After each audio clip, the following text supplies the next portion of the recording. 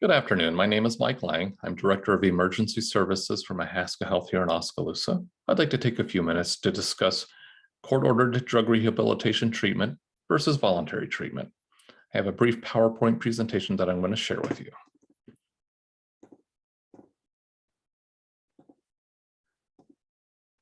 So what is in the best interest of the patient? Is mandating rehabilitation the best interest? I don't believe so. The patient has to have a desire to stop. When they're court-ordered, they're being forced for treatment. The success rate of treatment is already very low, about 11%. That drops significantly when that is not voluntary. I understand the appeal of requiring that addicts get treatment, and we're doing it all in the spirit of helping somebody that refuses to help themselves. Often family members come to the court asking for help because they're on their last leg. They don't know what else to do. What they don't understand is that that addict has to have that desire to get help. When one person in the family is an addict, the whole family suffers. On a personal note, I have a 31-year-old son who's been an addict since his junior year in high school. My wife and I did everything that I'm asking the court not to do. We gave him ultimatums, made him go to treatment. He went into different facilities, some as long as 9 months long. He immediately, upon release, started using that very night.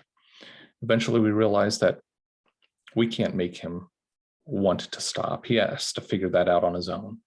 We wouldn't let him live with us anymore, but we still helped him out by paying his rent when he used all of his money on drugs, covered his utilities, bought his groceries. Eventually, we understood that we couldn't even do that. We were just enabling him.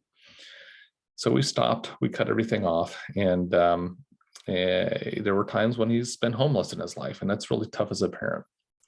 I'm telling you this not because I'm looking for sympathy, but I just want you to know that I have a very deep understanding of the family dynamics of addiction. What happens when a patient comes to the ER that has been court-ordered for treatment? Often they're disruptive. They don't want to be there. They don't have a desire to stop. They're swearing, they're yelling. Deputy has to be there. This is very disruptive to the rest of the ER and to the sick patients that we have in the ER at that time. They often have to stay for days because there aren't always available facilities. There aren't always openings in facilities. Like I said, there's a high rate of relapse.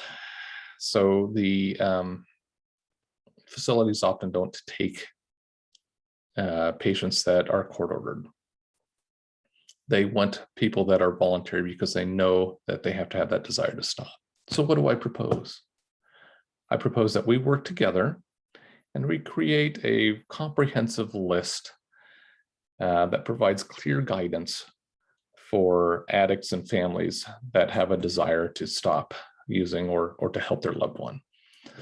So by this, I mean, we have provide a list with phone numbers and contact information of regional facilities, treatment facilities, a list of local assistance, church groups, AA meetings, NA meetings, numbers for shelters, women's shelters, homeless shelters.